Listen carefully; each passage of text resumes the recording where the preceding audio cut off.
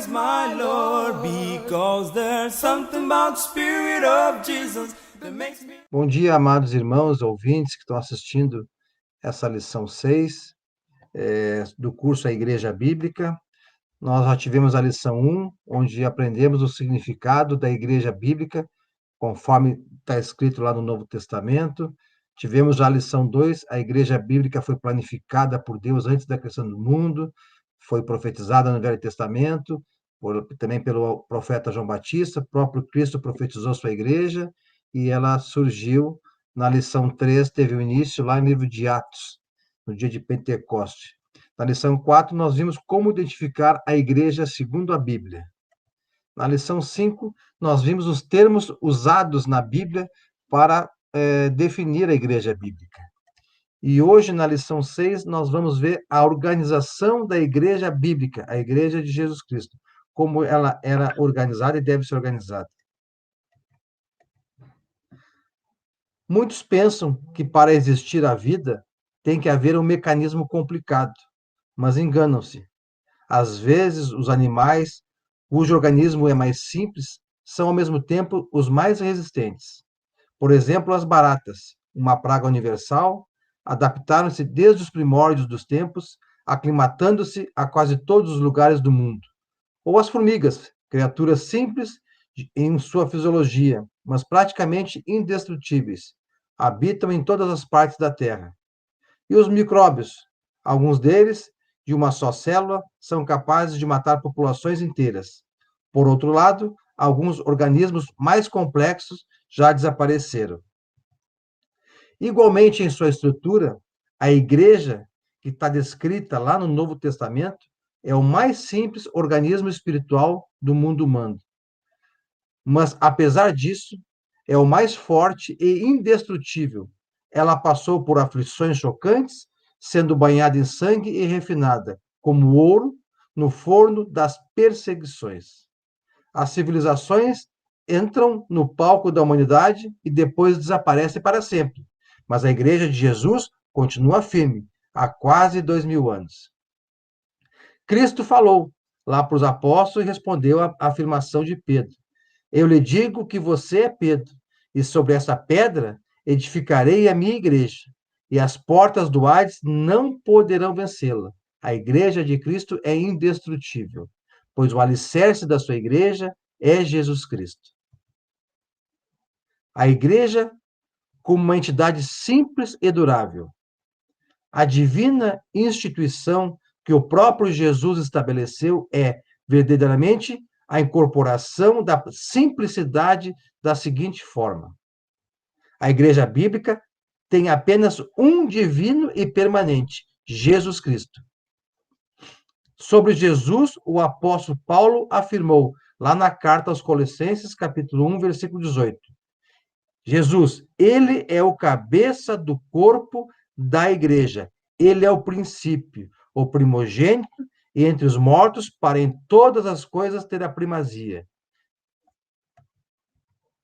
Paulo usou o tempo presente quando escreveu que Jesus era o cabeça da igreja, pois ele é ainda, hoje e sempre. Apesar de ter escrito essas palavras quase 30 anos depois da ressurreição de Jesus. O tempo também é progressivo, sugerindo a continuidade de Cristo como soberano da igreja até os dias de hoje e sempre. Cristo é o proprietário, o dono, o cabeça da igreja que ele edificou, que ele trouxe lá no primeiro século. Paulo, na carta aos Efésios, também diz que Deus exerce seu poder em Cristo. Lá na carta, lá em Efésios, capítulo 1, versículos 20 a 23. Paulo nos diz: esse poder ele exerceu em Cristo, ressuscitando dos mortos e fazendo assentar-se à sua direita, nas regiões celestiais, muito acima de todo governo e autoridade, poder e domínio, e de todo nome que se possa mencionar, não apenas nessa era, mas também na de que há de vir. Deus colocou todas as coisas debaixo de seus pés e o designou cabeça de todas as coisas para a igreja, que é o seu corpo, a plenitude daquele que enche todas as coisas em toda e qualquer circunstância.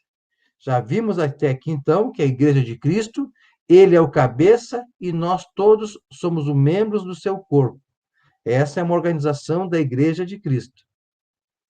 Quando Cristo ressurgiu, conforme lemos em Efésios agora em 1, de 20 a 23, Cristo se tornou o cabeça da igreja que ele comprou com seu próprio sangue. Lá em Atos capítulo 20, versículo 28, Paulo, conversando com os bispos, os presbíteros de Éfeso, disse para eles: cuidem de vocês mesmos e de todo o rebanho o qual o Espírito Santo os colocou como bispos, para pastorearem a igreja que é de Deus, que é de Cristo, que ele comprou com seu próprio sangue. Sabendo que Cristo tornou-se o cabeça da igreja, depois da ressurreição e que foi ressurgido para nunca mais morrer, a conclusão inevitável é que ele sempre será o cabeça dessa igreja e nunca terá um sucessor.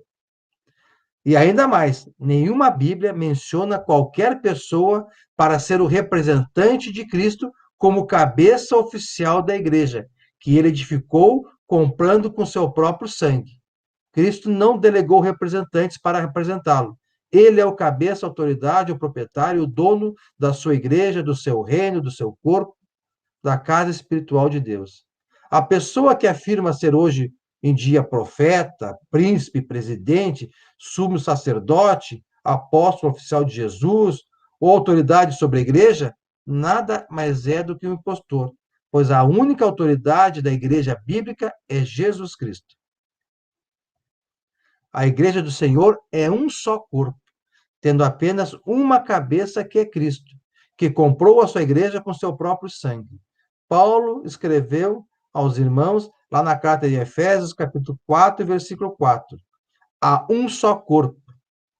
Todos os membros das congregações da igreja de Cristo, todos pertencem a um único corpo, ao reino de Deus. E um só Espírito, assim como a esperança a qual vocês foram chamados é uma só. Só temos um cabeça, Jesus Cristo. Quem administra o reino de Jesus? A igreja bíblica não são os prédios físicos. Já vimos isso em aulas passadas. Sempre quando ouvir essa palavra igreja, jamais mentalizar um prédio físico com denominação, com placas. Muito pelo contrário, quando ouvir essa palavra igreja, mentalizar uma reunião, uma assembleia, os membros da Igreja de Cristo, dos seguidores de Cristo, do corpo de Cristo, reunidos, adorando, estudando e se edificando. Então, a igreja bíblica não são os prédios físicos, muito menos as denominações dadas pelos homens aos prédios físicos. Esses prédios físicos nada mais é do que apenas o local de encontro dos membros do corpo de Cristo, que é a sua igreja. Assim como esses encontros podem ser em prédios físicos, específicos para isso, pode ser em residências, pode ser em céu aberto. Então, é só o local onde a igreja, que é o corpo de Cristo, que são os membros, se reúnem para adorar a Deus, para se edificar, para estudar a palavra. Já vimos em lições anteriores que a igreja de Cristo é espiritual, onde é formada pelos membros, discípulos, seguidores de Jesus Cristo, que ingressam nessa igreja espiritual através do batismo, onde aceitam Cristo como Senhor e Salvador, tendo seus pecados perdoados e recebem o dom do Espírito Santo. Em cada localidade, em cada cidade, em cada região, município, pode haver várias congregações, mas todas elas tendo Cristo como cabeça da igreja, desse grupo de membros, seguidores de Jesus Cristo, discípulos dele, do corpo e Senhor dos seus membros. Cristo é o único cabeça. Portanto, Jesus Cristo é o cabeça da igreja, no sentido universal e também das congregações locais, ou seja, todos os membros da igreja de Cristo têm Jesus como seu proprietário e cabeça a seguir. Vimos até aqui que Cristo é o proprietário da sua igreja, que ele comprou com seu próprio sangue, que a igreja surgiu no dia de Pentecostes, após a ressurreição de Jesus Cristo, e que ele é o cabeça da sua igreja, onde seus integrantes são os membros do corpo espiritual. Mas a Bíblia também fala que existem funções a serem exercidas por parte dos membros do sexo masculino da igreja. Funções e jamais cargos, pois todos os membros estão em igualdade um com os outros, servindo a Deus, à igreja e aos irmãos. Essas funções são as de presbíteros, bispos, pastores e diáconos. Paulo, juntamente com Barnabé, em sua primeira viagem missionária, designava nas congregações locais da Igreja de Cristo homens na função de presbíteros. Lá em Atos capítulo 14, versículo 23, nos diz: Paulo e Barnabé designaram-lhes presbíteros em cada igreja, presbíteros no plural. Depois vamos ver o porquê no plural. Tendo orado e jejuado, eles os encomendavam ao Senhor em quem haviam confiado.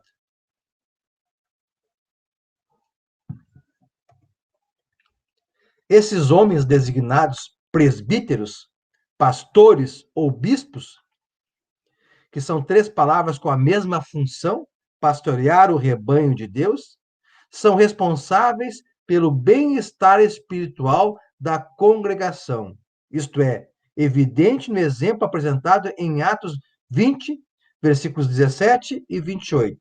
No 17 nos diz: de Mileto, Paulo mandou chamar os presbíteros da igreja de Éfeso, porque ele queria conversar com eles.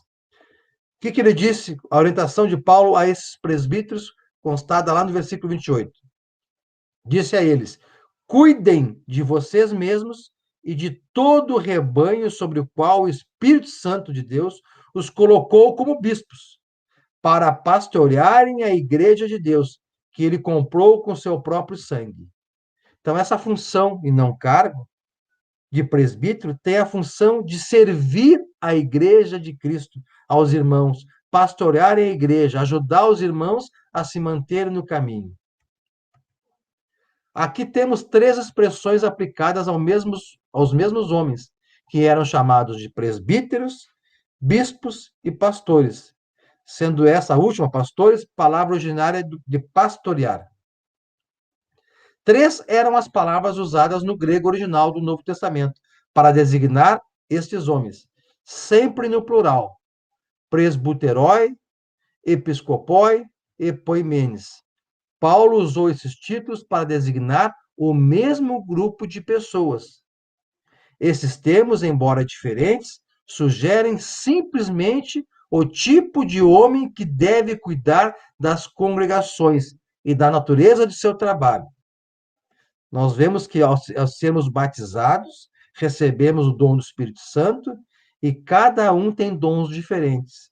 Essas três funções, que na realidade é uma função, mas são três designações, nomes diferentes, é uma função só, são pessoas que receberam esse dom para servir a Deus e servir a igreja. Eles não estão ali para mandar, não são autoridades, não são líderes. Eles são servidores de Cristo, da igreja, servindo aos irmãos, pastoreando o rebanho, auxiliando no caminho da vida cristã.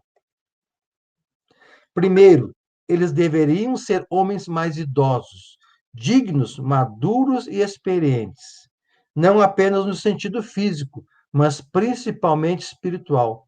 Este é o sentido, no singular, da palavra presbíteros, que usamos hoje, quase sem mudança na palavra presbítero. Segundo, essas três designações, eles teriam a supervisão da congregação, funcional de servir, não de comandar, não de autoridade. Este é o significado da palavra episcopos, traduzida por bispo. Essa supervisão é no sentido de vigiar, acompanhar, supervisionar, observar, zelar, e não mandar, e não comandar, e não ser o proprietário. Terceiro, eles alimentariam e cuidariam do rebanho como pastores, sendo este o sentido da palavra grega poimen. Cada congregação tinha, naquela época, uma pluralidade de presbíteros, pastores ou bispos. Isto é evidente quando pesquisamos numerosas passagens. Vou ler 3 aqui. Por que no plural? Todas no plural. Em Atos capítulo 14, versículo 23, nos diz: Paulo e Barnabé designaram-lhes presbíteros em cada igreja. Em Filipenses, na carta de Paulo aos irmãos em Filipos, capítulo 1, versículo 1, sua saudação foi a seguinte, da carta: Paulo e Timóteo, servos de Cristo Jesus, a todos os santos em Cristo Jesus que estão em Filipos, como com os bispos, no plural, e diáconos, no plural. A carta também, em Atos 20 e 17, lemos há um tempo atrás aqui, Paulo mandou chamar de Mileto, né? Paulo estava em Mileto, mandou chamar os presbíteros da igreja em Éfeso, todas no plural.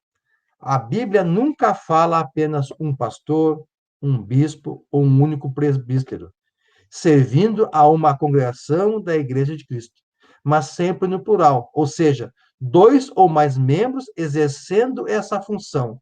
E mais uma vez digo que não é cargo, tem que ficar bem claro que isso não é um cargo, uma autoridade, onde coloca esses irmãos com essa função em pé superior aos demais irmãos. Todos têm o mesmo nível de servidão, não há hierarquia entre os membros do corpo de Cristo, a única autoridade é Jesus Cristo, desde aquele irmão que tem a função lá de servir o cafezinho, de ajudar na limpeza da igreja, até os presbíteros, os pastores, os bispos, todos estão em pé de igualdade, mas com funções de servidão diferentes, só isso, e não cargo.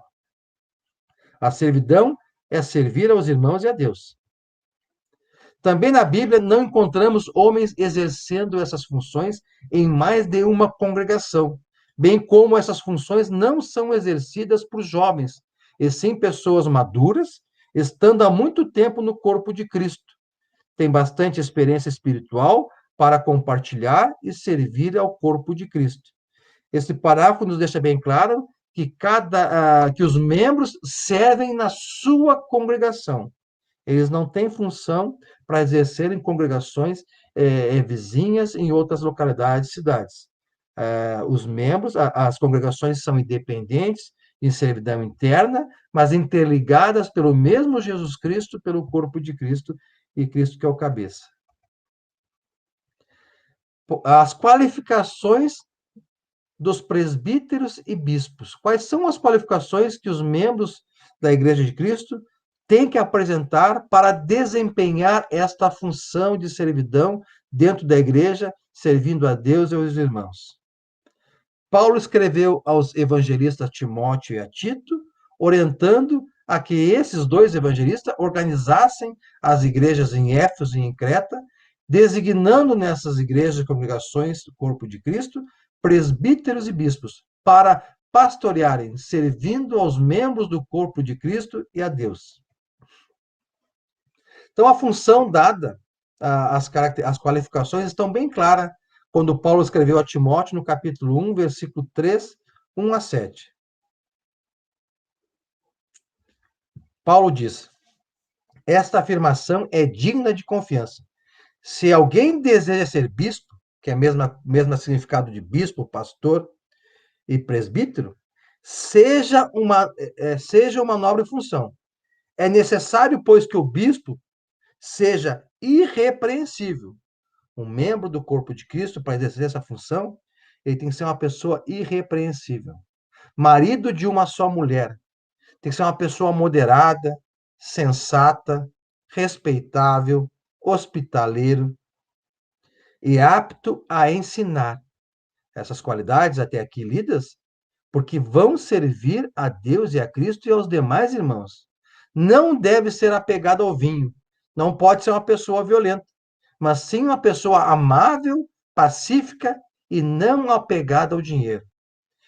Esse irmão, ele tem que saber governar sua própria família, tendo os filhos sujeitos a ele com toda a dignidade. Por que disso? Pois está aqui, pois se alguém não sabe governar sua própria família, como poderá cuidar da igreja de Deus? Como poderá ajudar os irmãos no caminho de Cristo nessa vida? Não pode ser recém-convertido, não pode ser um irmão novo, né, no corpo de Cristo. para que não se ensoberbeça e caia na mesma condenação em que caiu o diabo. Também deve ter boa reputação perante os de fora. Quem os de fora? Aqueles que ainda não fazem parte do reino de Cristo, da igreja de Cristo. Ele tem que ter boa reputação, porque ele é a imagem de Cristo para o mundo, para que não caia em descrédito nem na cilada do diabo. A Tito, Paulo escreveu, em Tito capítulo 1, versículos 6 a 9. É preciso que o presbítero seja irrepreensível, marido de uma só mulher, e tenha filhos crentes, que não sejam acusados de libertinagem ou de insubmissão. Por ser encarregado da obra de Deus, é necessário que o bispo seja irrepreensível, não orgulhoso, não briguento, não apegado ao vinho, não violento, nem ávido por lucro desonesto. Ao contrário, é preciso que ele seja hospitaleiro, amigo do bem, sensato, justo, consagrado, tenha domínio próprio e apegue-se firmemente à mensagem fiel, da maneira como foi ensinada, para que seja capaz de encorajar os outros pela sã doutrina e de refutar os que se opõem a ela. Então, nós vimos aqui nessas duas passagens apenas, e tem mais passagens, das qualificações onde os membros integrantes do corpo de Cristo, da igreja de Cristo, aquela igreja espiritual, daquele grupo de pessoas que se reúnem numa localidade, uma congregação, que devem apresentar para exercerem essa função de servidão, de servir a igreja, a Deus e aos irmãos. E quando uma congregação não há presbítero, bispos, como fazer? Aqui eu frequento, por exemplo, a congregação da Zona Sul de Porto Alegre, da Igreja de Cristo. Não temos presbíteros e bispos, pastores, exercendo essa função, porque não temos pessoas ainda com todas as qualificações necessárias para exercer essa função. E não basta também ter só uma pessoa, tem que ter duas ou mais pessoas. Por que não só uma pessoa? Porque se for só uma pessoa, como a Bíblia colocou ali, né? Sempre no plural. Porque uma só pessoa, ela pode incorrer no erro em se tornar uma pessoa autoritária, editar ordens, aí perde o sentido da função, que é servir, e passa a exercer a liderança e a comandar. Então, quando é duas ou mais pessoas, vai haver harmonia de pensamentos e de posições para conversar e dialogar dentro da igreja. Mas, como eu disse, e quando a congregação não tem presbítero e bispo, o que pode ser feito? Neste caso, é sugerido à igreja indicar os homens mais velhos, observando algumas qualificações capazes para fazer o trabalho, a função de presbítero, ou seja, os mais próximos que estiverem das qualificações ditas por Paulo, poderão exercer a função de pastorear o rebanho, acompanhar e vigiar os trabalhos da igreja, aconselhar, proteger a igreja de falsos ensinos e visitar, acompanhar o desenvolvimento espiritual dos membros, isso após bem discutido entre os membros da igreja, biblicamente, até que no futuro bem próximo a congregação seja dotada de presbíteros e bispos. Então, essas pessoas são indicadas, é sugerido, e a própria igreja, através da Assembleia, faz essas escolhas. É sugestão e não uma obrigação. Sempre lembrando que esses homens não são os chefes ou donos da igreja. Antes, são administradores de um patrimônio que não é deles, mas pertence ao Senhor, que é o proprietário da igreja, o qual comprou com seu próprio sangue. E em caso de decisões que vão afetar a rotina do caminhar da igreja, devem ser sábios e convocar as assembleias, as reuniões dos seus membros integrantes, para que tudo seja decidido com segurança e de modo como a Bíblia ensina. Nas decisões rotineiras, o trabalho da igreja, os ministérios, têm toda a autonomia para decidir, mas sempre comunicando aos presbíteros para que eles saibam e estejam bem informados do caminhar da congregação, e, não tendo presbítero, devem comunicar a esse grupo de homens designados conforme sugerido há pouco, para exercer a função de presbíteros sem receber tal designação, até que a igreja local tenha os presbíteros oficiais designados. Em tudo, os membros da igreja de Cristo, que é o corpo de Cristo, devem ter conhecimento do que foi decidido e tratado, pois todos têm igualdade de servidão ao Senhor e aos irmãos. Vamos ver agora outras funções também exercidas por servos no trabalho na igreja. Existem os diáconos. Lá em Atos 6, estudamos sobre a nomeação dos primeiros servos ou diáconos na igreja. Obviamente, as igrejas mantiveram essa função de diácono, pois o próprio Paulo, quando saudou os filipenses na carta, ele disse: a todos os santos em Cristo Jesus que estão em Filipos, com os bispos e também diáconos. Vejamos quando surgiu essa função, lá em Atos 6, versículos 1 a 6. Surgiu um problema lá e eles tinham que resolver. Naqueles dias, crescendo o número de discípulos, a igreja estava crescendo, graças a Deus, os judeus de fala grega, entre eles, queixaram-se dos judeus de fala hebraica, porque suas viúvas, as viúvas da fala grega, estavam sendo esquecidas na distribuição diária de alimento. Por isso, os 12 apóstolos, reuniram-se todos os seus discípulos e disseram: não é certo, nós, os 12, negligenciarmos o ministério da palavra de Deus, a fim de servir às mesas. Irmãos, escolham entre vocês 7 homens de bom testemunho. Então, já deu as qualificações já para os diáconos, de bom testemunho, cheios de espírito e de sabedoria. Passaremos a eles essa tarefa e nos dedicaremos à oração e ao ministério da palavra. Tal proposta agradou a todos. Escolheram Estevão, homem cheio de fé e do Espírito Santo, além de Filipe, Prócoro, Nicanor, Timon, Pármenas e Nicolau, um convertido ao judaísmo, proveniente da Antioquia. Apresentaram esses homens aos apóstolos, os quais oraram e lhes impuseram as mãos. Então, esses 7 homens passaram a servir a igreja, ao corpo de Cristo, para sanar esse problema, fizeram uma assembleia, escolheram os homens, e esses passaram a servir, que a função de diácono é servir, passaram a servir a igreja. Paulo escreveu a Timóteo, orientando quanto às qualificações que deveriam ter os diáconos, lá na primeira carta de Timóteo, capítulo 3, versículos 8 a 13. Os diáconos, igualmente, devem ser pessoas dignas, membros dignos, homens de palavra, não amigos muito do vinho, nem lucros desonestos.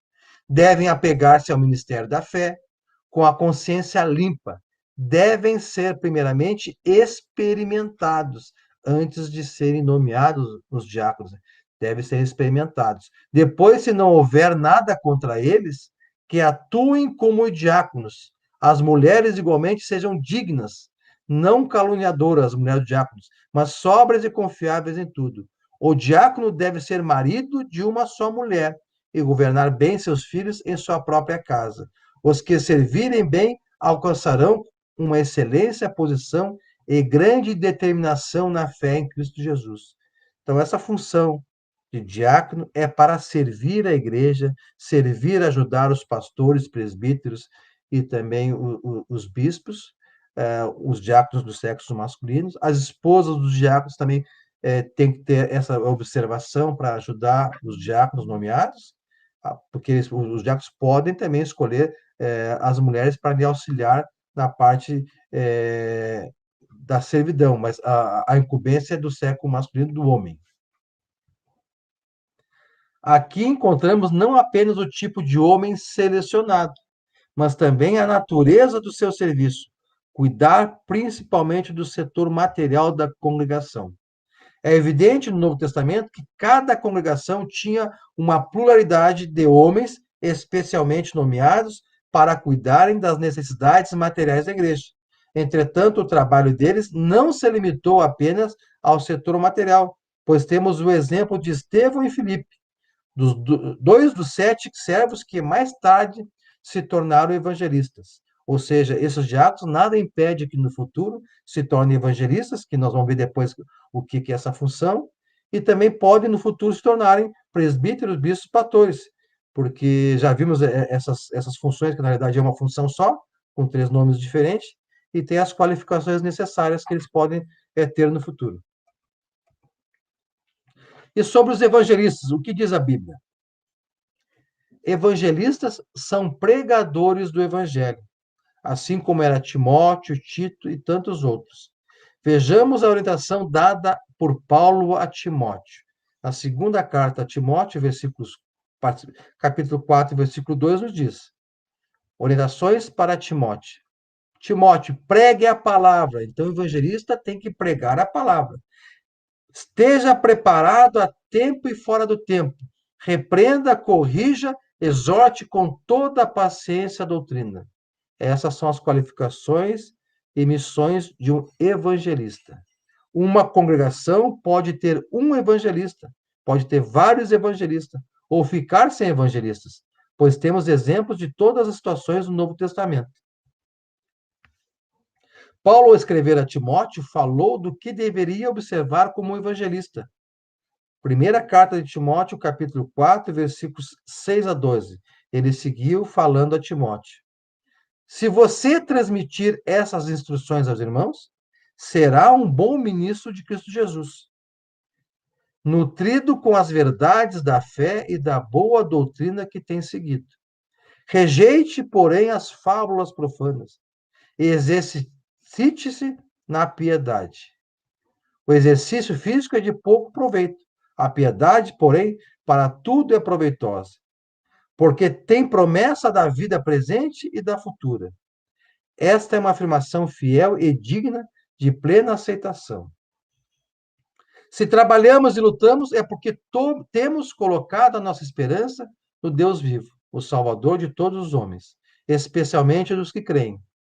Ordene e ensine essas coisas, Timóteo. Ninguém o despreze pelo fato de você ser jovem, mas seja um exemplo para os fiéis da palavra, no procedimento, no amor, na fé e na pureza. Nessas passagens aqui, nesses versículos bíblicos, está todas as características e ensinamentos de como deve agir um evangelista. Segue Paulo falando no versículos 13 a 16. Timóteo, até a minha chegada, dedique-se à leitura pública da Escritura, à exortação e ao ensino. Não negligencie o dom que lhe foi dado, por mensagem profética, com imposição de mãos dos presbíteros. Seja diligente nessas coisas. Dedique-se inteiramente a elas, para que todos vejam o seu progresso. Atente bem para a sua própria vida e para a doutrina, preservando nesses deveres, pois agindo assim, você salvará tanto a si mesmo quanto aos que o ouvem. Paulo, na segunda carta, passa mais orientações a Timóteo, que servem a todos os presbíteros de hoje.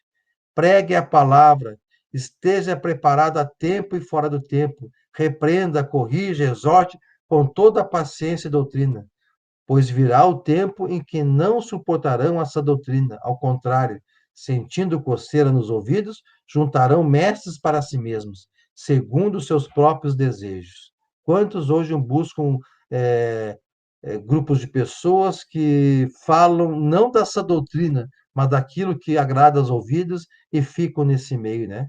A Igreja de Cristo é essa doutrina descrita no Novo Testamento. Eles se recusarão a dar ouvidos à verdade, ao Novo Testamento, voltando-se para os mitos. Você, porém, seja moderado em tudo, suporte os sofrimentos, faça a obra de um evangelista, cumpra plenamente o seu ministério. Então, nós vimos aqui que o trabalho do evangelista, nessas orientações a Timóteo, um dos exemplos dados aqui na Bíblia, é principalmente pregar e ensinar o evangelho em sua própria cidade e em todos os outros lugares possíveis. Somente aquilo que está no Novo Testamento, na Bíblia, né? Não ensinar coisas de homens. Ele deve estar fora frequentemente do templo da igreja, né? Do local onde as pessoas se unem, pregando também aos não cristãos, ao invés de pregar somente aos membros da congregação. O evangelista não prega só aos membros, mas principalmente ele tem a função de transmitir a palavra de Deus a toda a humanidade. O evangelista, assim como o bispo e o presbítero e pastores, ele não é o líder da congregação, tomando as decisões dela. Nem ele, nem os presbíteros, nem os bispos e nem os diáconos, pois todos exercem funções e são servos do Senhor e dos membros do corpo de Cristo. Cristo deixou bem claro que ele é a única autoridade da sua igreja, que todos os membros do seu corpo são servos. E quem quer ser o maior tem que ser menor, servir a todos. É servidão. E Cristo deu esse exemplo ao lavar os pés dos apóstolos, dizendo: Eu, sendo mestre sou, fiz isso, então vocês que não são mestres, não são senhor, devem fazer também, servir a todos. Todas as outras autoridades existentes nas diversas igrejas denominacionais, tais como padre, pastor, bispo no singular, presidente, comitê administrativo, cardeal, papa, etc., tudo que ouvirem diferente do que está na Bíblia, são estranhos à palavra de Deus, não está na Bíblia, ou seja, não foi designado, não foi dito por Jesus Cristo e nem por seus apóstolos, que Cristo falou aos apóstolos que iria morrer, ressurgir, ir para o Pai, e quando que ele precisaria ir, que acontecesse isso, ele mandaria o Espírito Santo de Deus aos apóstolos, para que esses já iniciassem a igreja, o reino de Cristo, se lembrassem de tudo que Cristo ensinou e falassem ainda muito mais que Deus Pai queria que ele falasse, ou seja, eles foram os que fizeram a doutrina inspirada pelo Espírito Santo para nós seguirmos hoje. Os primeiros membros da Igreja de Cristo, no dia de Pentecostes, se reuniam e seguiam as doutrinas ensinadas pelos apóstolos inspirados pelo Espírito Santo. No Novo Testamento, a única organização para a igreja é a dos presbíteros, bispos e diáconos. Trabalhando com eles estão os evangelistas e professores da palavra, os mestres. Os evangelistas, os professores da palavra, os mestres, os estudiosos, não são os chefes das congregações, de forma alguma. Esta é uma errônea interpretação dos homens e não é o ensino bíblico. Por outro lado, os presbíteros e bispos não têm autoridade absoluta nas congregações, pois o único direito que eles têm é de liderar como função, não como autoridade, não como cargo, servindo aos irmãos, pastoreando o rebanho de sua própria congregação a Deus, respondendo individualmente a Jesus por sua obra. Por isso, daquelas qualificações, que eles têm que apresentar qualificações para serem capazes de conversar com os membros, de visitar os membros, de ajudar os membros a se manterem no caminho de Deus. Quem teria, então, a última palavra na igreja para a tomada de decisões? Nós já vimos aqui sobre as assembleias, né? Então, assembleias. A igreja decide através das suas assembleias, reuniões com a participação de todos, ou a maioria dos membros.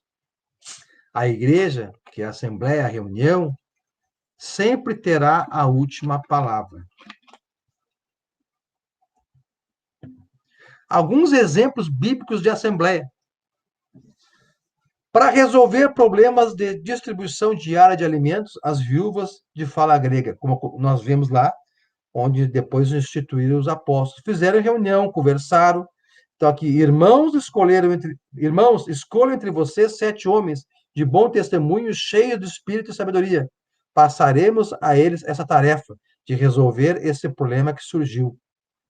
Então, fizeram a assembleia, escolheram os homens, e foi decidido quem deveria exercer a função de diácono para resolver aquele problema. Outro exemplo bíblico de assembleia. Como tratar a ofensa de um irmão? Jesus falando lá em Mateus capítulo 18, versículos 15 a 18. Se um irmão pecar contra você, vá e a sós com ele, mostre-lhe o erro. Se ele o ouvir, você ganhou um irmão. Mas se ele não ouvir, leve consigo mais um ou 2 outros, de modo de que qualquer acusação seja confirmada pelo depoimento de 2 ou 3 testemunhas. Se ele recusar a ouvi-los, conte à igreja, conte ao corpo de Cristo, aos irmãos. Se ele se recusar a ouvir também a igreja, numa assembleia, trate-o como pagão ou publicano. O Concílio de Jerusalém é outro exemplo de assembleia para resolver problemas surgidos dentro do corpo de Cristo. Lá em Atos, capítulo 15, versículo 1, alguns irmãos desceram da Judéia para Antioquia e passaram a ensinar a outros irmãos, dizendo: se vocês não forem circuncidados, conforme o costume e ensino por Moisés, não poderão ser salvos. Paulo havia passado lá pela região, já havia ensinado essa doutrina, e irmãos equivocadamente depois foram para lá, exigindo dos gentios, não judeus, que circuncidassem. Isso era uma coisa exigida na velha lei somente para os hebreus, judeus. Então, houve essa questão, essa discórdia, e foi preciso fazer uma assembleia, um concílio em Jerusalém para resolver esse problema. Esse fato levou Paulo a Barnabé a uma grande contenda com esses homens. Assim, esse tema foi levado a Jerusalém, a fim de ser discutido com os apóstolos e presbíteros. Em assembleia ficou acordado de que não seria exigido aos gentios, não judeus, a circuncisão, apenas que se abstivessem de comida sacrificada aos ídolos, do sangue, da carne de animais estrangulados e da imoralidade sexual. Dessa decisão em assembleia foi emitida uma carta aos cristãos gentios, que está contida lá em Atos, capítulo 15, versículos 23 a 29. Conclusão dessa nossa lição de hoje, irmãos, e aqueles que estão assistindo essa aula. Portanto, vemos que Cristo é o único cabeça sobre a igreja, pois a igreja é sua, ele comprou com seu próprio sangue, ele é a única autoridade da igreja. Todos os demais membros são servos de Deus e servos dos irmãos, que exercem funções de acordo com seus dons e capacidades de servir, ajudar o corpo de Cristo na caminhada junto com todos à vida eterna, essa caminhada aqui na terra. A igreja de Cristo é espiritual e não os locais usados para o encontro dos membros do corpo de Cristo. Não são os prédios físicos, nem aquelas placas que identificando lá as denominações da igreja. Os membros da igreja espiritual de Jesus Cristo têm Cristo como cabeça. Pode haver várias congregações, locais de encontro da igreja de Cristo, mas todas têm o mesmo cabeça, Jesus Cristo. Cada congregação com seus próprios presbíteros no plural, diáconos no plural, evangelistas pode ser um só, professores da Bíblia e mestre pode ser um só, e todos os seus membros, é uma igreja espiritual com gestão administrativa funcional, independente das outras congregações. Cada congregação tem a sua gestão funcional. Esta é a única organização bíblica da igreja. Qualquer esquema diferente deste, que é bíblico, não tem autoridade na Bíblia e causa uma porção de divisões religiosas. Divisões essas que Cristo condena. E antes de ser ressuscitado, ele orou a Deus, pedindo para Deus que os apóstolos ficassem unidos e também orou pela união daqueles que passassem a crer na mensagem a ser iniciada pelos apóstolos. Para nós hoje, ele pede hoje que a sua igreja, o seu corpo, que os membros sejam unidos. O que causa divisões pode ser essa deturpação das funções da organização da igreja que não é bíblica. Voltemos todos nós à Bíblia para seguirmos o esquema de Cristo para a organização da sua igreja. Que Deus abençoe a todos. My Lord, because there's something about the Spirit of Jesus that makes me love good